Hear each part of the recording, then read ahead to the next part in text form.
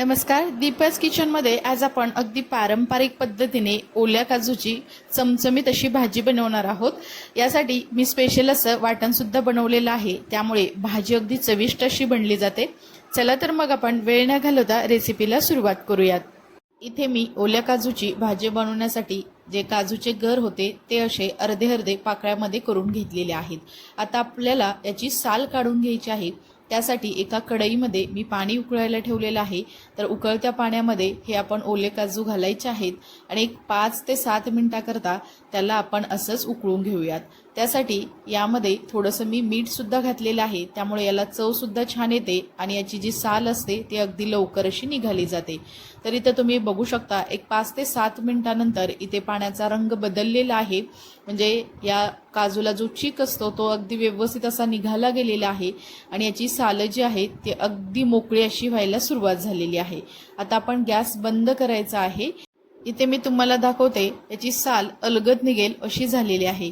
आता आपण हे सर्व जे आहे ते एका गाळणीवरती असं ओतून घेऊयात, त्यामुळे यातील पाणी अगदी व्यवस्थित असं निथळलं जातं आणि हे काजू असे थोडेसे पसरून ठेवले की थोड्या वेळाने आपण याची साल काढून घेऊया। तर तुम्ही तर बघू शकता एक 5 मिनिटानंतर हे पूर्णपणे थंड झालेलं आहे। आता आपण याची अशी साल काढून घेणार आहोत। तर अगदी सहजपणे याची साल निघत आहे। अगदी याच पद्धतीने आपण सर्व ओल्या जे काजू आहेत त्याची पूर्ण साल अशी काढून घेणार आहोत। तर इथे तुम्ही बघू शकता अशा प्रकारे सर्व साल मी काढलेली आहे आणि हे काजू आपले भाजीसाठी तयार झालेले आहेत। भाजीसाठी स्पेशल असं आज आपण वाटण बनवतोय। त्यासाठी गॅसवरती कढई ठेवलेली आहे। कढईमध्ये मी अर्धी वाटी इतका सुक्का खोबऱ्याचा किस घेतलेला आहे। याला आपण अगदी लालसर रंगावरती थोडंसं भाजून घेणार आहोत। तर इथं खोबरं आपलं लालसर होईपर्यंत आपण भाजून घेतलेलं आहे। आता आपण एका दुसऱ्या डिशमध्ये हे काढून घेऊयात।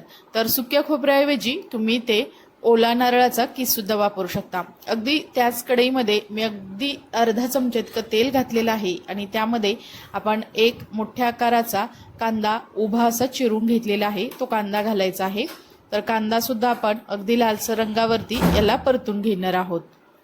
त्यानंतर इथे मी अगदी 10 ते 12 लसूण पाकळ्या तसेच अर्धा इंच आल्याचे बारीक असे तुकडे करून घेतलेले आहेत, ते सुद्धा आपण यामध्येच घालायचं आहे आणि याला थोडंसं परतून घ्यायचं आहे, त्यामुळे मसाल्याला अगदी छान अशी चव येते।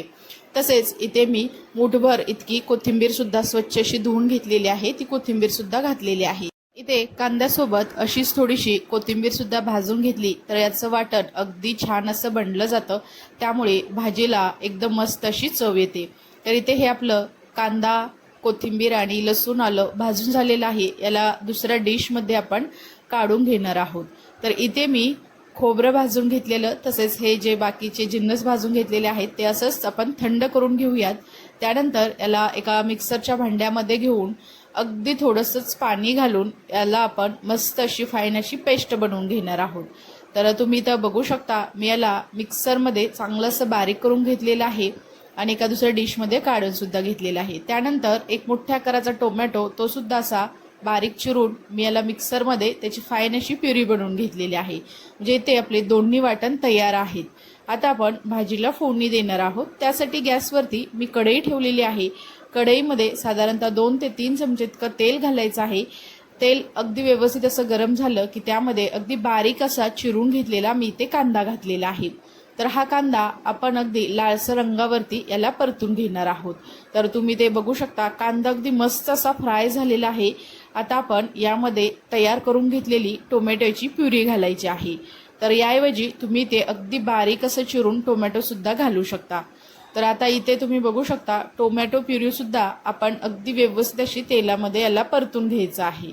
तर अगदी मस्त असं याला तेल सुटायला सुरू झालेलं आहे, म्हणजे टोमॅटो प्युरी आपली अगदी व्यवस्थित अशी भाजली गेलेली आहे। आता आपण यामध्ये तयार करून घेतलेलं जे लसूण खोबरं याचं वाटण आहे ते वाटण सुद्धा घालायचं आहे। तर आता अगदी व्यवस्थित असं याला तेलामध्ये परतून घेऊयात। तर आज आपण मस्त अशी एकदम चविष्ट अशी पारंपरिक पद्धतीने ओल्या काजूची मस्त अशी भाजी बनवत आहोत। तर इथे तुम्ही बघू शकता याला सुद्धा आपण अगदी बारीक गॅसवरती थोडासा मसाला फ्राय करून घेणार आहोत। तर यामध्ये काही सुके मसाले सुद्धा घालायचे आहेत। त्यामध्ये मी पाव चमचा इतकी हळद घातलेली आहे, अर्धा चमचा इथे मी धणे पावडर घातलेली आहे, तसेच अगदी पाव चमचा मी इथे कच्चा मसाला सुद्धा घातलेला आहे। त्यानंतर इथे 1 चमचा इथे लाल मिरची पावडर घातलेली आहे। आता हे सुके मसाले या वाटणामध्ये अगदी व्यवस्थित असे आपण मिक्स करून घेऊयात। तुम्ही तर बघू शकता मस्त असा याला कलर आलेला आहे। आता व्यवस्थित असं याला परतलं गेलं की आपण यामध्ये अगदी थोडंसंच पाणी घालायचं आहे आणि छान असे मसाले तेल सुटेपर्यंत याला आपण भाजून घ्यायचं आहे। तुम्ही ते बघू शकता अगदी मसाले व्यवस्थित असे आपले भाजले गेलेले आहेत किंवा शिजले गेलेले आहेत। आता आपण यामध्ये जे काजू आहे त्याची साल काढून घेतली होती ते काजू सुद्धा घालायचे आहेत। आता आपण हे काजू मसाल्यामध्ये अगदी व्यवस्थित असे मिक्स करून घ्यायचे आहेत। तर आज आपण ओल्या काजूची मस्त अशी भाजी बनवतोय। तर यामध्ये अगदी पुरेसं असं आपण गरम पाणी सुद्धा घालायचं आहे। त्यामुळे भाजी सुद्धा लवकर शिजली जाते आणि भाजीला छान असा कट सुद्धा येतो। तर आता परत एकदा आपण याला व्यवस्थित असं मिक्स करून घेतलेलं आहे। तुम्ही याची थिकनेस बघू शकता। त्यानंतर यावरती आपण झाकण ठेवायचं आहे आणि अगदी बारीक गॅसवरती एक 5 मिनिटाकरता आपण याला असं शिजत ठेवूयात। तर आता आपण यावरील झाकण काढलेलं आहे। तर तुम्ही ते बघू शकता याची थिकनेस जी आहे किंवा भाजी जी आहे अगदी थिक अशी बनली गेलेली आहे। आता वरून थोडीशी आपण बारीक चिरून घेतलेली कोथिंबीर घालायची आहे आणि त्याला व्यवस्थित असं आपण मिक्स करून घ्यायचं आहे। तर या अगोदर सुद्धा आपण काजू उकडून घेतल्यामुळे काजू अगदी व्यवस्थित असे शिजले गेलेले आहेत। त्यामुळे आपली भाजी अगदी झटपट अशी बनवून तयार होते। इथे मस्त असा आपला काजू मसाला बनवून तयार आहे। चला तर एका डिशमध्ये आपण याला सर्व करून घेऊयात। यासोबत तुम्ही भात असेल किंवा मस्त असे कोकणामध्ये यासोबत खाण्यासाठी वडे सुद्धा बनवले जातात किंवा चपाती सोबत सुद्धा ही तुम्ही ओल्या काजूची किंवा ओले काजूचे गर असतात त्याची मस्त अशी भाजी बनवून खाऊ शकता। ही रेसिपी तुम्हाला कशी वाटली हे मला नक्की कमेंट्समध्ये सांगा। रेसिपी आवडली असेल तर नवीसरता दीपाज किचन या यूट्यूब चॅनेलला लाईक शेअर आणि सबस्क्राईब करा आणि शेजारील बेल आयकॉनवरती क्लिक सुद्धा करा, कारण तुम्हाला अशा छान छान साध्या सोप्या अगदी झटपट होणाऱ्या पारंपरिक अशा रेसिपी पाहायला मिळतील। चला तर मग नंतर भेटूया आपण अशाच एका छान अशा रेसिपी सोबत। तोपर्यंत सर्वांना धन्यवाद।